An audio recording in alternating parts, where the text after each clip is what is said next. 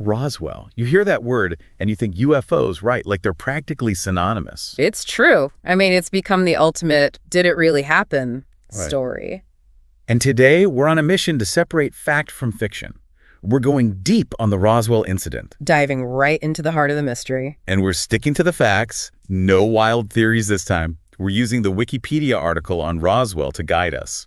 A good source. Because let me tell you, the Roswell incident, it's a hall of mirrors. How so? Well, it reflects our hopes, our fears about the unknown. It's amazing how many people truly believe something extraterrestrial happened there. They do. So why do you think that is? Honestly, I think the lack of clear information early on just let the speculation run wild. It created a vacuum. Exactly. And narratives. They love a vacuum. Before you know it, you can't separate truth from fiction. Okay, so let's rewind. Back to 1947, New Mexico desert. What actually kicks this whole thing off? Picture this. A rancher, Mac Brazel, finds something strange on his property. Debris scattered everywhere. Now remember, this is weeks after those flying saucer sightings by Kenneth Arnold. Right, the ones that kind of started the whole flying saucer craze. Exactly. But here's the thing, Brazel, he's on a remote ranch. No phone, no radio. He's clueless about the whole flying saucer frenzy. Talk about being out of the loop. So what does he think it is? He knows it's not right. It's something unusual. So he reports it and the military in a move that'll have conspiracy theorists talking for decades. What do? They actually say it. Sounds like a flying disc. They even put out a press release. Flying disc. Can you believe that? No way. They actually used that phrase. They did. But, as you can imagine, that didn't last long. I bet. So what'd they say it was? Almost immediately, they retract the flying disc story. Yeah. And you know what they say it is instead? A weather balloon. Classic. Right. Of course, that wasn't the whole truth either. It was the surveillance balloon, right. Project Mogul. Exactly. Closer to the truth, but still a smokescreen. Yeah. They couldn't exactly reveal they were spying on the Soviets back then, could they? Back again. And the Roswell incident just gets weirder, doesn't it? Weirder and weirder. We left off with the world getting ready to believe, you know? Like those 30 years after the crash, it wasn't about Roswell itself. It was about what was happening in people's minds. That's totally. The cultural landscape was shifting. You had the Cold War making people distrust the government. Right. And all of those science fiction stories made aliens feel a lot more real. So everyone's primed for a conspiracy. Exactly. And Roswell. Roswell was the perfect story for that. Just waiting to make a comeback. But something must have brought it back into the spotlight, right? Right. Late 1970s. That's when the new accounts start popping up. People claiming they were involved or knew someone who was. And one of the most interesting, Jesse Marcel. No way. The major. The one who was in charge back in 47. The very same. Yeah. The one holding that weather balloon debris in the photos. Talk about a twist. Right. Years later, he starts telling a different story. Says what he handled that day. It was like nothing he ever seen. What did he say? Do you remember? He said, and I quote, "It was nothing made on this earth." Oh, chills. Nothing made on this earth.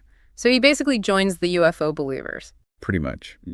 And once he opens that door, others follow, including Glenn Dennis. He was a mortician. Okay, a mortician. And he claims he gets these calls from the Roswell base asking about, get this, child-sized caskets. Whoa. And techniques for preserving bodies. He even says a nurse told him about seeing an alien autopsy. Okay, now that's just straight out of a movie. Right. The Wikipedia article. It points out some holes in his story, like there's no evidence this nurse even existed. Yeah. But even so, stories like this, they just spread like wildfire. Yeah. Especially with everyone already looking for the truth. Right, right. It's like that game of telephone. Every time the story gets told, it gets a little more exciting. Exactly. But you know what else was happening around then? What's that? Those straight-up hoaxes. The Majestic 12 documents. Remember those? Oh, yeah. Those were big. Those are supposedly top-secret papers proving the government had this whole group dedicated to, well, aliens. Like the Men in Black, but with more paperwork. Right. Of course, they turned out to be fake. The article goes into that, right? It does. Points out all the inconsistencies and stuff.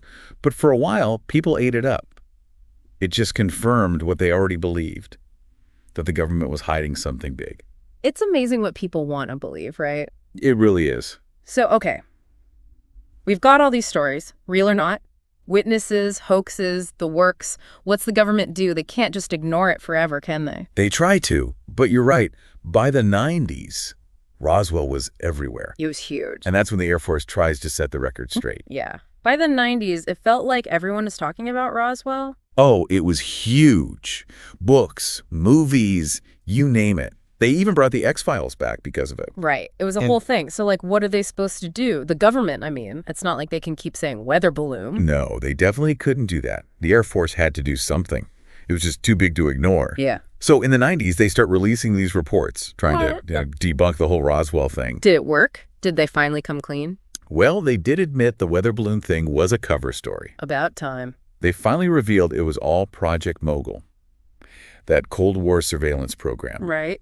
They even explain how the materials from the balloon, they could have been mistaken for something more exotic, especially back then. Yeah. With all the flying saucer talk in the news. So they basically said, oops, our bad. It wasn't aliens, just us being sneaky. Pretty much. Yeah. But here's the thing. People didn't buy it. Some did, but a lot of people, not so much. It actually just made things worse. Really? Why? Because it was too little, too late for a lot of people. The reports, they were pretty thorough, but they didn't really address the big stuff. The alien bodies, the autopsies. Exactly. So for the people who already believed, Yeah. this is just proof the government was hiding something even bigger. Wow. Talk about adding fuel to the fire. I have Roswell for you, a story that just won't quit. Think about it. It goes from a small-town news story to this global phenomenon. Even today, Roswell is practically a UFO theme park. It's true. I've seen pictures, alien restaurants, museums, the works. They've totally embraced it, which just shows you the power of Roswell. It's not just about what happened or didn't happen, It's about what we want to believe. That there's something more out there. Exactly. Something beyond us. And that maybe, just maybe, we're not alone. It makes you wonder what would happen if we did find proof, right? Real proof of aliens. Would it be chaos? Or would we welcome them with open arms? It's a good question. Yeah. And honestly, I don't know the answer. But that's the thing with Roswell. And with a lot of these big mysteries, right? Sometimes not knowing the answer is part of the fun. It keeps us guessing, keeps us looking up. Well, that's our deep dive into the Roswell incident. A lot to think about, that's for sure. There is. Thanks for joining us on this journey into the unknown. And until next time, keep exploring those mysteries.